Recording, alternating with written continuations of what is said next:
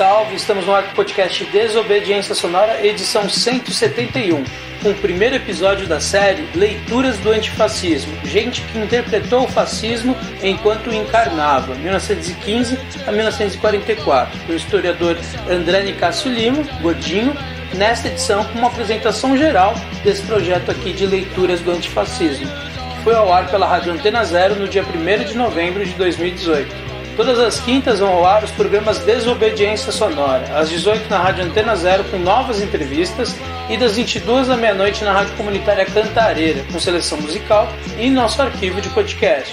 Mais sobre nosso trabalho no desobedienciasonora.milharal.org. There, boy, we'll show these fascists what a couple of hillbillies can do.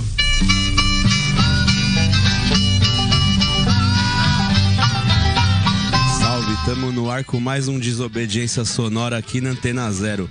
Na verdade, esse aqui não é mais um Desobediência Sonora. A gente tá fazendo aí uma série especial do Desobediência Sonora, agora nesse momento desgracento que a gente tá vivendo aqui no Brasil, que os fascistas saíram da caixa de Pandora aí.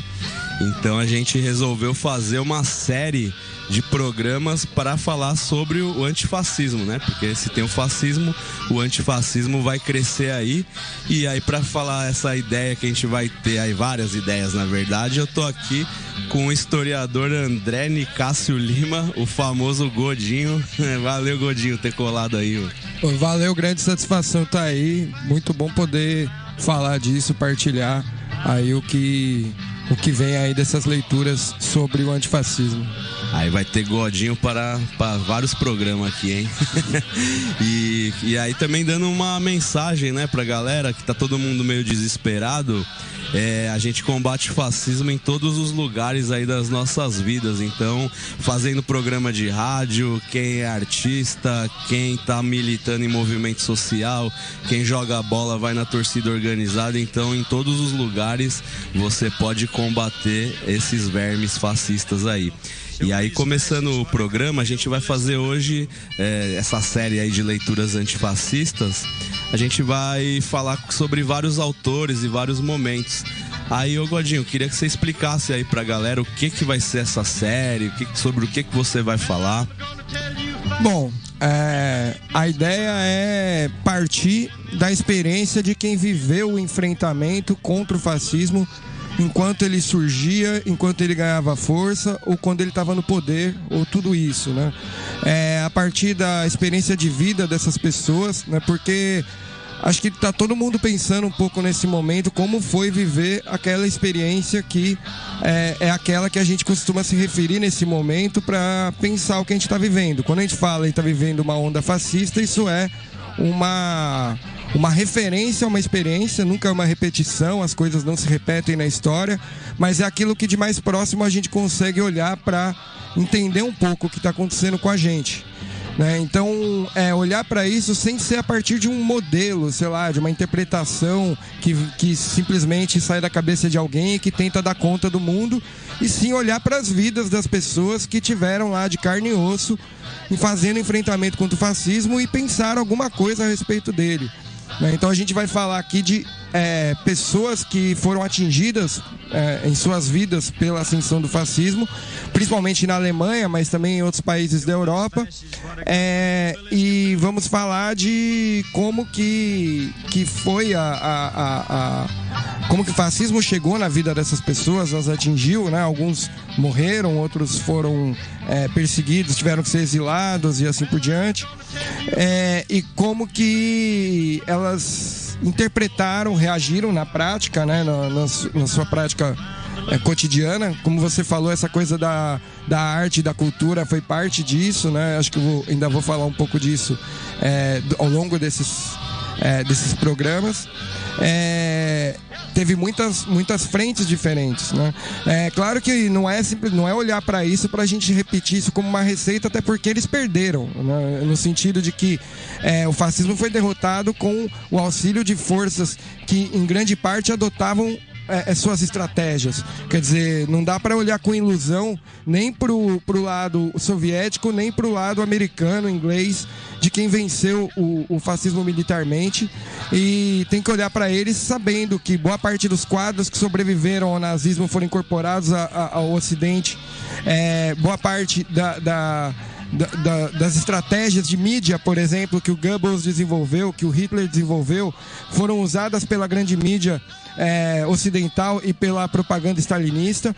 Então não dá para ter muita ilusão com relação a quem venceu. Eles perderam essa batalha no sentido de que o nazismo chegou no poder e só foi derrotado com a junção de forças que incluíam, enfim, os próprios estados que tinham mobilizado forças tão destrutivas no primeiro momento quanto o fascismo contra as colônias, por exemplo, né? Potências que também também jogam sujo, né? Nos mesmos termos que grande parte dos fascistas fizeram. Então é um pouco olhar para pessoas que fizeram esse enfrentamento, tinham posicionamentos diversos sobre isso, mas que todos, né, se colocaram em algum momento como contrários, né, a essa onda fascista que eles viveram em suas vidas.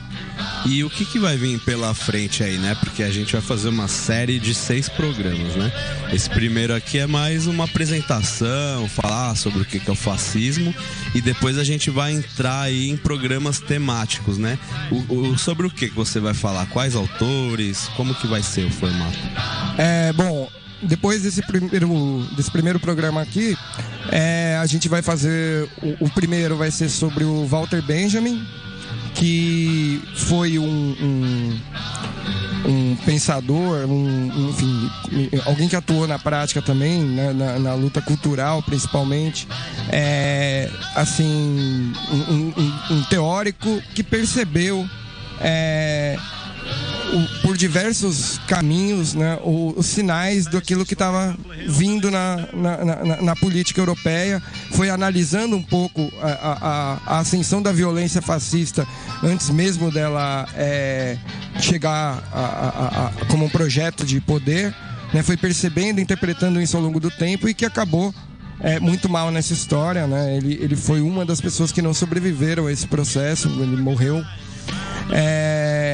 E enfim, é um dos autores mais conhecidos, né, desses que a gente vai tratar, né? Ele é um teórico com bastante influência, embora tire o caráter mais radical de sua teoria normalmente na hora que ele é vendido como uma teoria no mercado ao lado de outras, mas ele é um autor revolucionário. Depois nós vamos ver a Simone Weil, que é uma moça que também não sobreviveu, uma outra autora que também não sobreviveu a esse processo, né? Ela foi da resistência francesa. Ela, antes disso, por ser uma militante que acreditava na luta da classe operária, ela, mesmo sendo de origem burguesa, se proletarizou, foi para a fábrica, passou uma experiência de muitos anos vivendo a experiência de estar na fábrica da Renault na França. E foi lá que ela analisou como que a classe operária estava aderindo ao nazismo, né? Como que aquilo, ela foi se chocando com o fato de que o que antes era uma ideia de forte nas classes médias, né? A elite estava entrando na fábrica, e ela analisa um pouco a chegada disso ao ambiente da fábrica e o que está acontecendo, que os operários estão virando nazistas, né? É uma outra leitura de um outro lugar de fala, né? Completamente diferente daquele do Benjamin. E que permite a gente pensar um pouco a coisa a partir do movimento operário. Aí a gente vai ver o George Orwell, que acho que é o mais famoso de todos, né, que escreveu A Revolução dos Bichos, 1984, que são grandes clássicos da humanidade, que a direita vive vendendo como um autor anticomunista, quando era um autor comunista, quando era um autor que apoiava os anarquistas na Guerra Civil Espanhola, que lutou junto com os trotskistas na Guerra Civil Espanhola, que fez toda a sua obra para criticar o que tinham feito do comunismo e não para criticar o comunismo, e que foi um autor antifascista na biografia totalmente, né? Alguém que pegou em armas, que enfrentou os fascistas da Espanha na Guerra Civil Espanhola. A gente vai poder falar um pouco da experiência da Guerra Civil Espanhola e de como o fascismo é baseado na manipulação do passado, que é o grande tema das obras dele, um dos grandes temas dele, né? Aí a gente vai tratar de dois autores Só um ponto, mal sabia ele que iam usar pra fazer um programa bosta depois, né? Anos depois. Exatamente, a origem Big do Big Brother. Tá, a origem até. do Big Brother. A gente achava que era coisa pior que podiam fazer, olha. Eles não só instauram o 1984 nas nossas vidas, como ainda colocam isso na TV pra normalizar, né? Pra gente se acostumar com a ideia de que a vigilância tá aí e tal, que é isso mesmo, esse mundo que a gente vive. Ninguém tem ilusão quanto a existir vida íntima hoje em dia, né? Acabou a privacidade. Enfim, aí a gente vai tratar um pouco da experiência de quem enfrentou o fascismo na Europa, não tendo os privilégios dos próprios europeus, que apesar de terem se autodestruindo lá e morrendo muita gente, tinha gente que estava pior há muito tempo por conta da expansão do capitalismo europeu, que era a população do resto do mundo, a população que sofreu com o colonialismo europeu, e que tinha gente que estava na Europa lutando contra o fascismo, e que eram negros, e que vinham do Caribe, que vinham da África, e que tiveram suas próprias leituras sobre o que foi lutar essa guerra, e sobre como aquilo que os europeus estavam horrorizados porque estavam conhecendo naquele momento se assemelhava com toda a política que eles conheciam pela ação dos europeus sobre os seus povos, sobre os seus ancestrais, como eles vinham atuando, como aquelas armas que estavam sendo usadas na Europa foram testadas e aprimoradas sobre suas populações. É um pouco uma leitura de um outro ponto de vista também, que é esse ponto de vista de quem não é europeu e que viveu a guerra e que viveu a expansão do fascismo. E aí o outro autor também famoso é o Bertolt Brecht, que é famoso principalmente pelo teatro, mas que também escreveu poesia, que atuou muito no sentido de fazer um enfrentamento cultural contra a ascensão do nazismo na Alemanha, virou depois um refugiado, fugiu para os Estados Unidos e tal. Ele traz um pouco, né, o que eu vou trazer, principalmente a poesia dele, né, um pouco o teatro também, mas principalmente a poesia, a normalização do nazismo no cotidiano, ao mesmo tempo as pequenas resistências. Ele descreve muito o que foi a resistência dos marginalizados, dos mais pobres, diante da ascensão do nazismo, como foi viver aquele horror, né? A sensação das pessoas que estavam ali vivendo a ascensão do nazismo, as pequenas vitórias, os sentimentos, os valores que estavam colocados por parte da resistência. E eu acho que também é um autor muito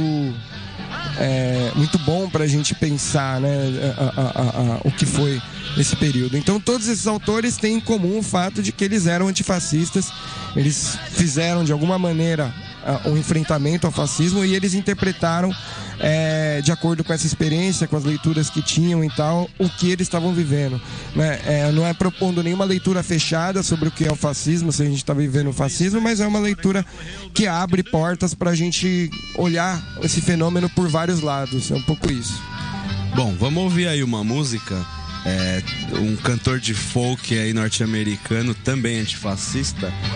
Minha pronúncia não é muito boa do inglês. É o Woody Guthrie, que ele tocava All Your Fastest Born to Lose. E aí a gente tá usando de background aí, a música que vocês estão ouvindo de fundo é dele. E aí agora a gente vai ouvir uma versão dessa música de uma banda chamada The Scandinistas. Então vamos ouvir aí essa música All Your Fastest Born to Lose.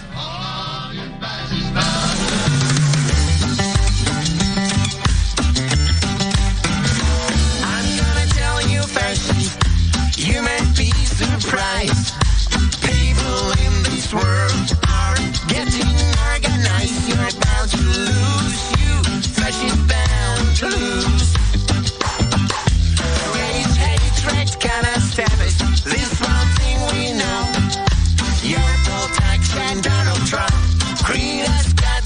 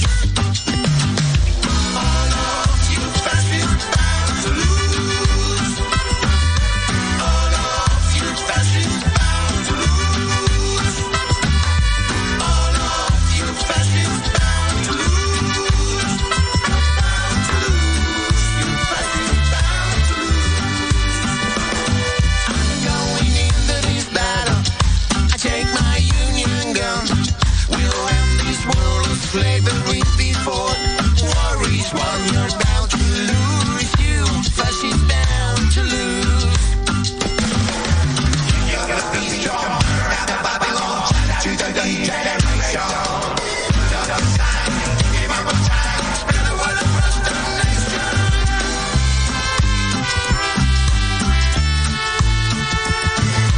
Tell it to the new generation. Tell it to the new generation. You flesh is bound to lose. All of you flesh is bound to lose. All of you flesh is bound to lose. Bound to lose. Your flesh is bound to lose. Bound to lose. Your flesh is bound to lose. Generation bound to lose. Your flesh is bound to lose. Generation bound to lose. Your flesh is bound to lose. Generation bound to lose. Your flesh is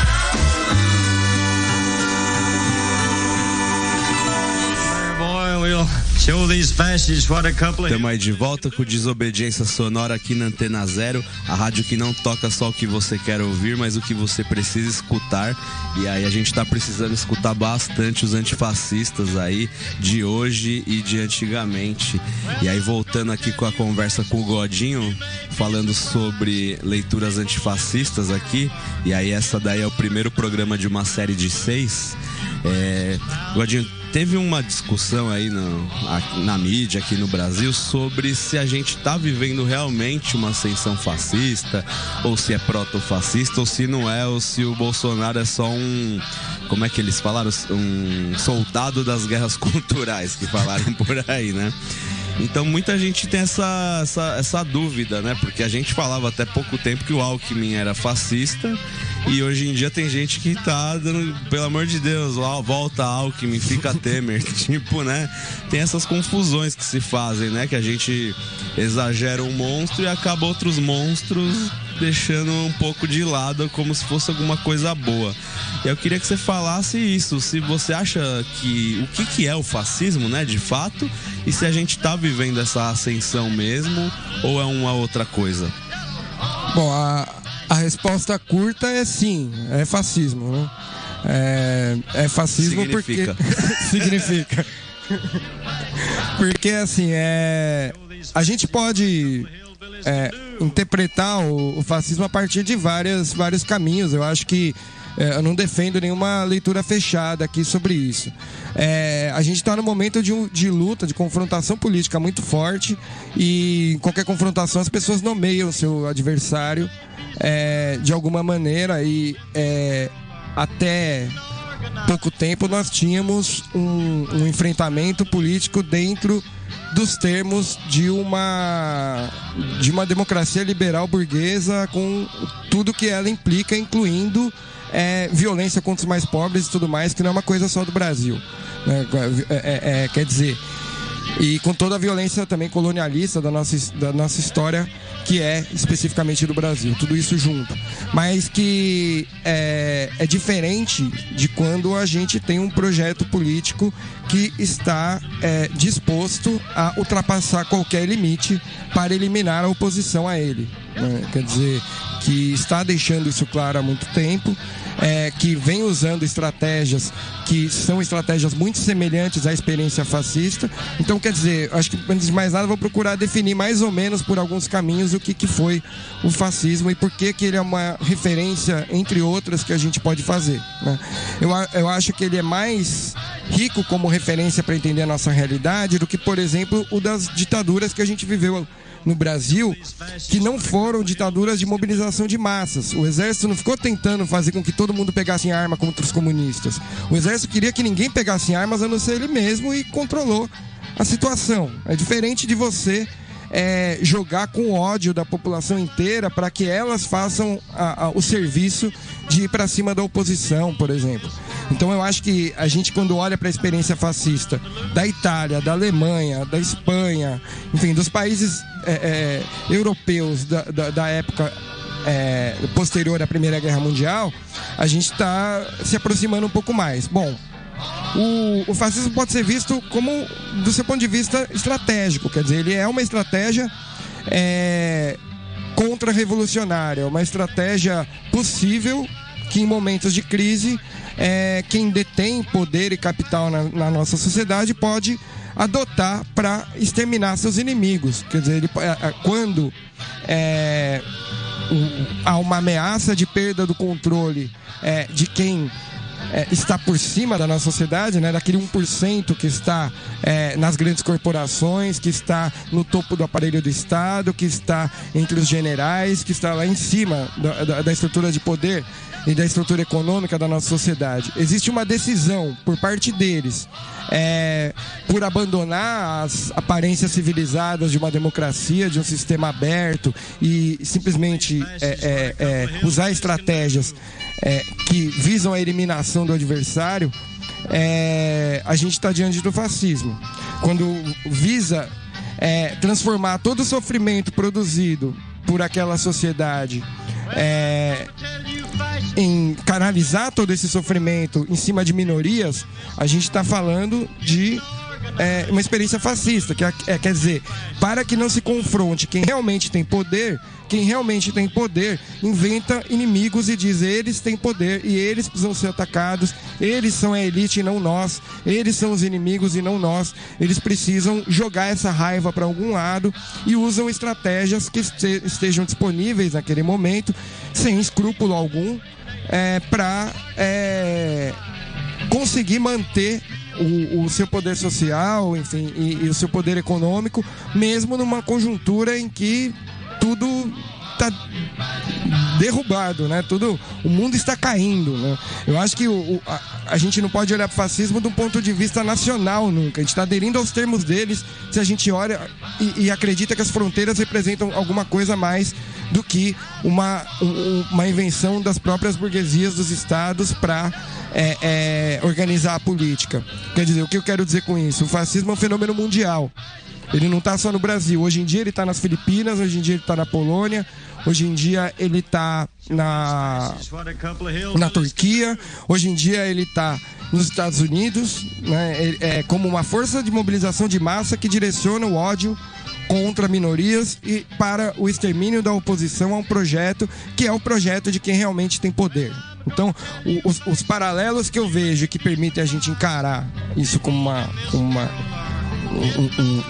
uma situação de fascismo é porque existe mobilização de massa, né? Não estamos falando mais como era antigamente. A gente era acostumado a ver a carecada aí, os nazis, enfim, grupinhos pequenos inspirados por ideias neonazistas e tudo mais, estavam aí o tempo todo, né? O ódio que está hoje na rua também estava aí o tempo todo, mas estava guardado. Hoje a gente tem mobilização de massa em nome do ódio, e isso é fascismo. Quer dizer, pelo menos é a experiência mais próxima que a gente pode encontrar olhando para a história, ou uma das mais próximas, né? Talvez a gente olhar para as Filipinas de hoje, ou olhar para a Polônia de hoje seja ainda mais, porque a questão é que a gente está num mundo só, com os Steve Bannon, né? Esse pessoal da extrema-direita internacional financiando movimentos e apoiando com estratégia, inteligência e tal, a ascensão desses grupos. Então existem estratégias que vão além das fronteiras. Eles falam em nome da nação, da pátria, das fronteiras, de fechar e tudo mais, mas eles são internacionais, eles se organizam internacionalmente, e a gente tem que também, né, olhar o fascismo por aí. Agora, guerras culturais, parece que a política é tipo passa ou repassa, que é torta na cara, né? Que não é guerra e coturno pisando na cabeça das pessoas, não é moleque morto na favela, não é o travesti apedrejada, entendeu? A gente tá falando de violência, a gente tá falando de aparelhos militares ideologicamente unificados para defender um regime de exceção, para acabar com a democracia no país. Isso não é um caso de olhar para esse fenômeno com um ar de normalidade de quem fala em guerras culturais, né? É guerra, não é as guerras culturais, são guerras. Toda guerra tem mentira, toda guerra tem criação de um inimigo com base em mentiras, e o fascismo faz isso contra inimigos internos. né? Quer dizer, ele também mobiliza para a guerra externa, muitas vezes, e eu não duvido que daqui a pouco a gente veja isso com a Venezuela, com a Argentina, com o que for, defendendo interesses, inclusive, dos grandes aliados desse governo que vem aí, que é o governo Trump.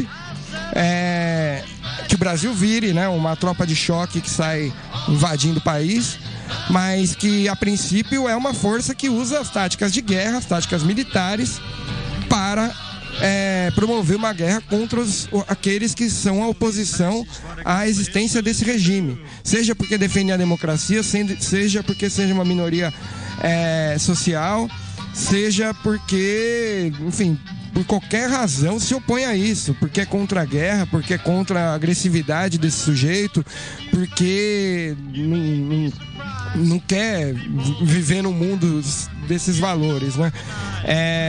Então, assim, a resposta longa é essa, assim, né? E o curso vai trazer um pouco mais. Dá para olhar o fascismo de muitos lados, mas eu acho que, por exemplo, olhar para essa experiência da ascensão do nazismo, do fascismo, é no mínimo tão rico para nossa reflexão sobre o presente, quanto olhar para o golpe de 64, quanto olhar para o que está acontecendo hoje, porque tem muitas semelhanças que a gente vai conhecendo, né? Acho que ao longo das aulas a gente vai conhecendo melhor.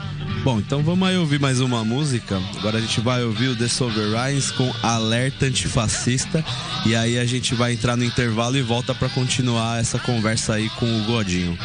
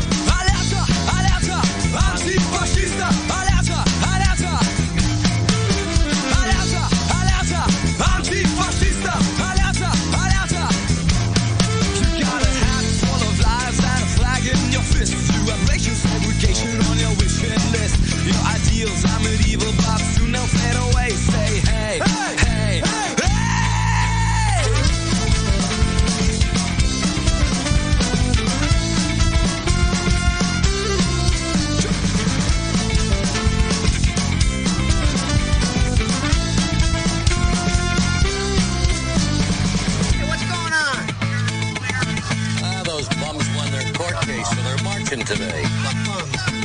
Fucking Nazi party. Illinois Nazis. I hate Nazis.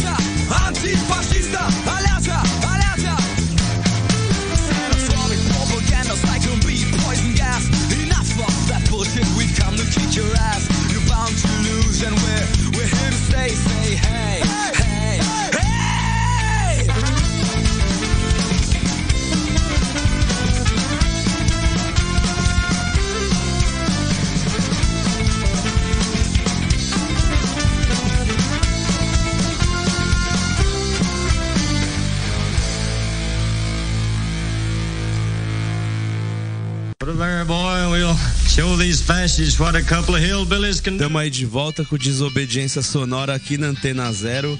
A gente acabou de ouvir aí o som The Sovereigns com Alerta Antifascista. E hoje a gente tá aqui com o Godinho numa série de leituras do antifascismo que a gente vai fazer aí de 6 programas. E hoje a gente tá fazendo uma apresentação sobre o que é o fascismo, o antifascismo e como que vai ser aí esses próximos programas.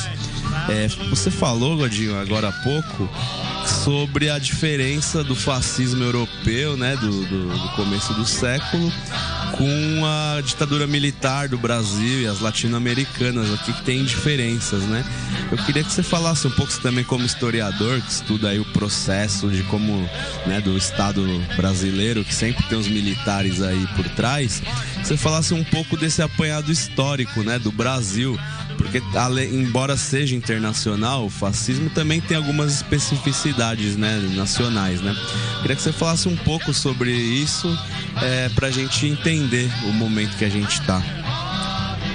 Bom, às vezes a gente fala como piada que o problema começou em 1500. Eu acho que é mais do que piada, assim. Eu acho que quando a gente olha para colonização, a gente está olhando já para um tipo de violência que vai ser utilizada e instrumentalizada por todas as formas de autoritarismo que tem aqui. Se você reparar o que é o pau de arara, né, ele já era a punição dos africanos escravizados que eram trazidos para o Brasil. Se você olhar a ação dos grupos de extermínio, a mesma lógica era aplicada para o extermínio indígena. Quando morria algum colono, eram 10 que eles iam lá e matavam aleatoriamente numa aldeia. É muito parecido com a atuação de um grupo de extermínio e não teve uma ruptura, no fundo, profunda nessas práticas, né? A gente está falando de um Estado colonialista que internalizou seu colonialismo, que se tornou independente em 1822, fruto de uma guerra civil, com várias guerras civis na sequência, com diferentes projetos de Estado, e que predominou em alguns momentos, né, com quebras e tal, né? Não é que é uma linearidade, não é que o Brasil sempre foi igualzinho autoritário, sem resistências, porque a questão é que a resistência sempre esteve aí. Em alguns momentos ela conseguiu se impor mais do que outras, né? Conseguiu pressionar pela abolição, por leis de abolição, né? Conseguiu, na base da ação direta, abolir a escravidão e forçar com que o Congresso aprovasse uma lei, porque não dava mais para controlar a escravidão no Brasil, por exemplo, né? A abolição vem de mobilização popular, por exemplo, e diversos outros momentos, né? As reações autoritárias são um pouco índice de avanços também, né? Se hoje não houvesse uma relativa libertação das mulheres, não ia ter tanto ódio antifeminista.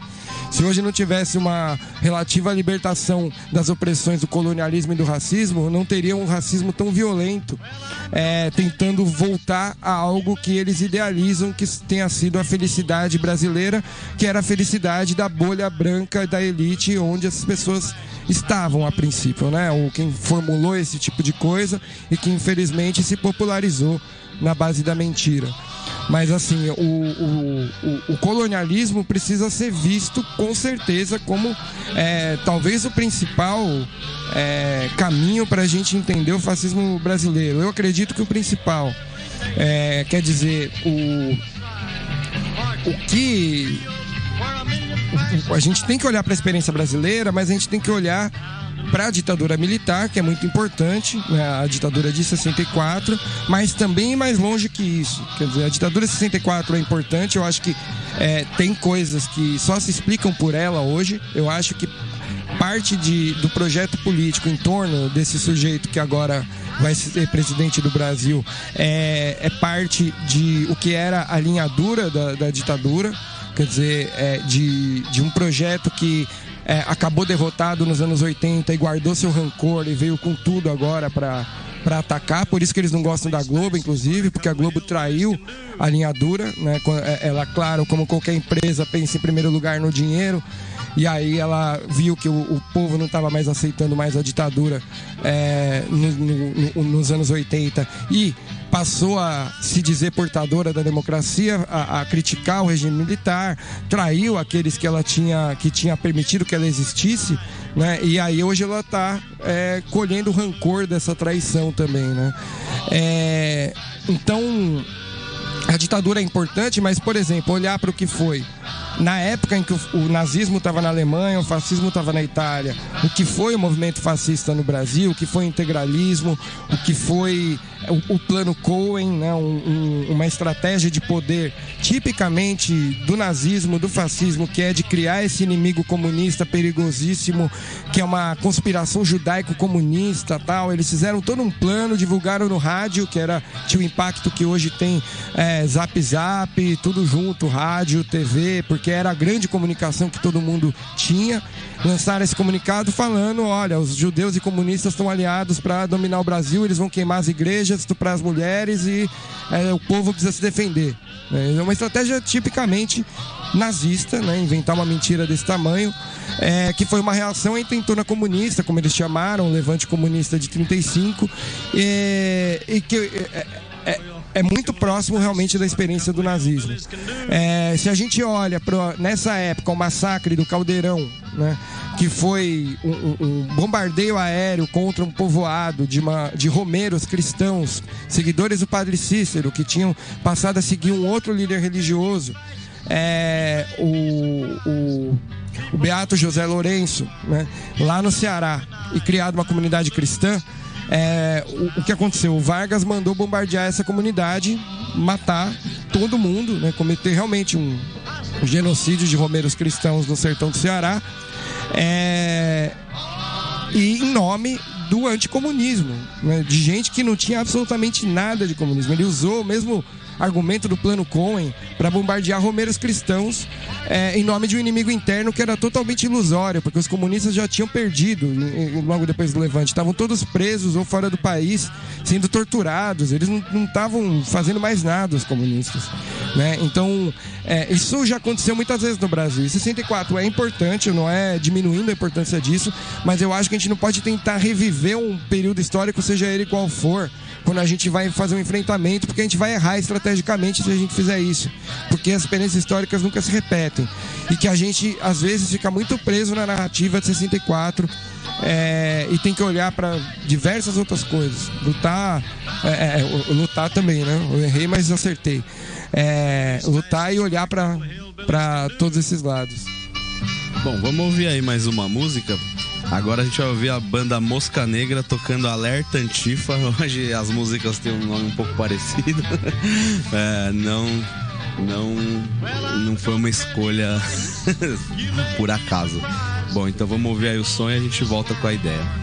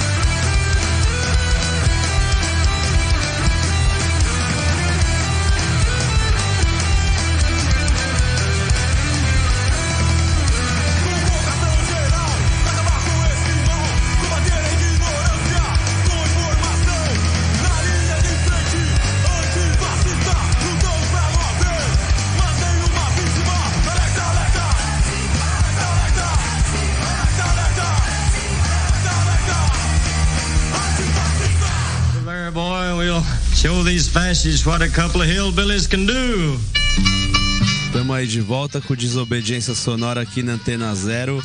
Hoje o primeiro programa da série de programas sobre leituras do antifascismo com o Godinho aqui, o André Nicásio Lima. Poucos conhecem o nome, né, Godinho? E então, vamos voltando aqui para a conversa. A gente falou sobre o fascismo, falar um pouco sobre o antifascismo, assim. O que é o antifascismo? Porque até pouco tempo atrás, até 6 meses atrás, tava meio restrito, né? A gente falava de antifascismo, aquela simbologia, parecia que era uma coisa de contracultura, subcultura, né? E hoje o negócio se expandiu e da mesma forma que tem o ódio massificado, também de uma certa forma tem na boca das pessoas massificado o antifascismo, né? E aí tem estratégias, né? Você falou aí da mentira como uma boa fórmula, né, do que os fascistas usam, e os antifascistas, uma boa forma é a verdade, né, falar o que acontece, não pode cair na mesma arma, né. Eu queria que você falasse um pouco sobre o que é o antifascismo, estratégias que foram usadas, que podem ser usadas. Bom, eu acho que eu posso falar um pouco sobre o que foram essas experiências de resistência que existiram, né, isso ao longo dos outros dos outros programas a gente vai voltar, mas assim, você teve vários tipos de resistência. E internamente, se a gente olhar para a Itália, para a Alemanha, elas foram massacradas no fim das contas, mas elas conseguiram manter caminhos de resistência por algum tempo, né? A Guerra Civil Espanhola acho que foi a experiência mais interessante disso, né? Porque ela criou um território de experimentação política, de romper com o fascismo, de romper com tudo que ele representava em termos de defesa do grande capital, em termos de defesa das opressões várias, né, que existem na sociedade, tentar criar uma sociedade libertária no meio daquelas ruínas que o fascismo estava produzindo na Europa. Eu acho que o que de mais interessante, né, teve nesse período, mas que também acabou derrotada, foi a experiência das milícias antifascistas na Guerra Civil Espanhola. Você tem várias tentativas de resistir pela cultura, pela arte, que são muito interessantes e que não é porque foram derrotadas que não tem que ser observadas com muita atenção. A gente tem que olhar muito para as nossas derrotas. Eu acho que é sempre um erro a gente olhar para o passado procurando louvar vitórias, porque a gente só está nesse caos porque a gente perdeu mais do que ganhou. Então a gente tem que olhar para as nossas derrotas, procurar entendê-las e olhar o que tem inclusive de interessante nelas, né? As pessoas nem necessariamente estavam erradas porque perderam. Elas tiveram que reagir a uma coisa nova, né? Tudo isso era tão novo para eles quanto essa loucura que está sendo hoje. A gente vê todo mundo acreditando em mentira de Zap Zap, a gente vê acreditando em tudo, fala, meu Deus, o que está acontecendo? É uma loucura tudo isso. Eles estavam vivendo essa loucura também, eles estavam perdidos também, né? As pessoas nunca tiveram clareza de que momento histórico elas estavam, né? A gente não pode achar, nossa, a gente tinha que ser que nem aquelas pessoas do passado que estavam entendendo tudo, elas não estavam entendendo nada também, então todo mundo perdido, né? Assim, hoje a gente enfrenta uma resistência, a gente faz uma resistência a um inimigo que tem uma tecnologia que a gente se assusta com ela, que é impressionante, né? Que a gente viu se desenvolver meio acreditando que ela poderia ser libertária, né? Essa coisa toda a gente apostou muito na tecnologia em seu lado libertário e essa tecnologia está sendo usada pelo grande capital de uma maneira assustadora. Naquela época, o que foi o rádio, o que foi essa nova comunicação de massa, né? O que foram o cinema, os grandes discursos do Hitler filmados e passados de cidade em cidade, né? As pessoas vendo aquela coisa grandiosa, né? Parecia Deus, só Deus seria capaz de construir uma parada daquele tamanho, né? Toda organizada, bonita, né? Algo organizado no meio de um monte de ruína, porque a experiência nazista aconteceu numa catástrofe social que foi a derrota na Primeira Guerra Mundial e o que veio depois, crise de 29 e tudo mais, todo mundo desesperado. Então, quer dizer, a gente tem que olhar para as estratégias não como se as pessoas soubessem tudo sobre como enfrentar aquilo, mas lembrando que elas são que nem a gente, que elas estavam perdidas ali, tentando descobrir saídas e, de alguma maneira, elas podem nos ensinar coisas que nós não tivemos como aprender, porque elas nunca enfrentamos o fascismo e elas enfrentaram. Eu acho que é um momento para os mortos estarem com a gente nessa reflexão de aquilo que eles escreveram e não tiveram tempo de ser lidos, como é o caso do Benjamin, da Simone Weil, de quem morreu nesse processo, que a gente pare de comece onde eles pararam e consiga chegar em mais lugares do que eles conseguiram, porque eles perderam, né? Então eu acho que é muito importante a gente olhar. Na arte, por exemplo, a gente teve iniciativas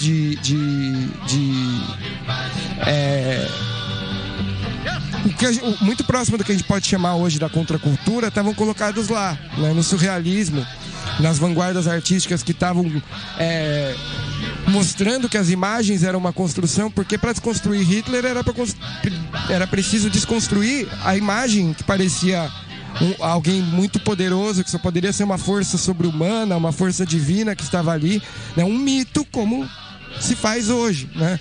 Era um mito que estava ali, né? E desconstruir o mito foi um trabalho que eles fizeram o tempo todo, fazendo colagens, parecem zines punks, outros trabalhos dos surrealistas naquela época, né? Essa coisa, a contracultura foi alimentada um pouco pela cultura antifascista. Eu acho que ela sobrevive em parte, a cultura antifascista sobrevive em parte porque existe o punk, porque existe essa galera que sempre se confrontou com o neonazista, que sempre se construiu a sua identidade enquanto quem eu sou a partir do confronto com o fascismo, porque existem, enfim, vários antifascismos por aí. Eu estou mencionando aquele que me é mais próximo, mas existem vários, e essas tradições, ainda bem que elas existem, e também é bom olhar para elas, eu acho, quer dizer, não só para o antifascismo que morreu, sei lá, quando acabou a Segunda Guerra Mundial, mas gente que sabia que o fascismo não morreu ali, que o fascismo entrou numa trégua ali, né? Que o fascismo foi silenciado por poderes que não eliminaram a possibilidade de outro fascismo surgir, né? Nos Estados Unidos, que derrotaram o nazismo de um lado, né? A União Soviética, que derrotou do outro, não são, enfim, modelos que estejam livres da possibilidade da mesma coisa acontecer. Um regime com base em mentira não é muito diferente das estratégias que o Stalin usava. Mas isso não quer dizer que o nazismo e o stalinismo sejam coisas iguais, né? Mas que você tem elementos que estão ali. Os Estados Unidos é a mesma coisa, não é só o stalinismo, né? Usar a mentira, o anticomunismo do macartismo foi muito parecido com o que era a propaganda do Hitler. Criar um complô comunista ilusório é a mesma coisa que o Hitler fez. Então, quer dizer, esses dois blocos aí também não são um modelo pra gente. A gente tem que olhar para as tradições de quem manteve uma postura antifascista, sabendo que o inimigo tá aí, que o inimigo tá pronto para pisar na gente de novo se puder. A luta é permanente, né? Não dá pra parar, não dá pra amolecer, né? A gente tem que aprender isso. Em algum momento na história a gente aprende, né? Hoje eu não vou agradecer no final, porque você vai voltar aí 5 vezes ainda. Eu esqueci de uma coisa. Eu acho que no começo eu não falei o nome dos dois autores que vão ser trabalhados juntos numa das aulas, né? Falando de colonialismo e anticolonialismo e antifascismo, é o Aimé Césaire e o Frantz Fanon, que são dois caras que viveram essa experiência. O Fanon como alguém que combateu na resistência ao fascismo na França e depois combateu na Argélia o próprio Estado francês, mostrando um pouco isso, como o fascismo continuou vivo no Estado francês que veio depois do fascismo, né? Dizendo, nós derrotamos o fascismo, a França patriótica. Então não foi a França patriótica. Quem derrotou o fascismo foi o antinacionalismo dos egressos da Guerra Civil Espanhola, que é quem libertou Paris. Foram 150 e poucos soldados que tinham lutado, anarquistas na Guerra Civil Espanhola. Quem libertou Paris não foram os patriotas franceses, mas a pátria francesa continuou usando táticas fascistas contra os africanos e dizendo, nós vencemos o nazismo. Acho que essas contradições vão aparecer muito nesses autores, que são os autores negros que enfrentaram o fascismo. Bom, então o programa de hoje chegou ao fim, felizmente. Podia ficar conversando mais tempo, mas de qualquer forma vão ter aí mais 5 aulas ou entrevistas, seja lá como a gente possa chamar. Então na próxima, a semana que vem aí na Antena Zero, vai ter a aula sobre a magia autodestrutiva do capital. O Walter Benjamin, né? Vamos falar sobre o Walter Benjamin. Aí você vai usar os textos aqui, que é a vida dos estudantes, crítica da violência, crítica do poder, o capitalismo como religião, as armas do futuro e a obra de arte na era da reprodutibilidade técnica. Então todos esses textos aí vai formar esse próximo programa. Para quem quiser ouvir o Desobediência Sonora, todas as quintas-feiras às 18 horas no antenazero.com. E para quem não conseguir ouvir no dia, pode acessar aí o Mixcloud da Antena Zero, que tem toda a programação da Antena Zero, e entre a programação tem lá o Desobediência Sonora. E quem quiser conhecer mais sobre o Desobediência Sonora, que tem outros projetos além do programa da rádio aqui, é no desobedienciasonora.milharal.org. E aí quem quiser ouvir também tá em todas as plataformas aí, iTunes, Google, agregador de podcast. Então não vai faltar oportunidade de ouvir. Valeu aí, até a próxima. E vamos ficar agora, esqueci de um detalhe básico. A gente vai ouvir agora a última música, que é uma das músicas que a gente toca na nossa abertura, que é o Sim Deus tocando Alerta Antifascista. Valeu. La lucha contra el fascismo es la lucha por la libertad, contra el racismo, el sexismo, el capital y toda autoridad. ¡Alerta! ¡Alerta antifascista!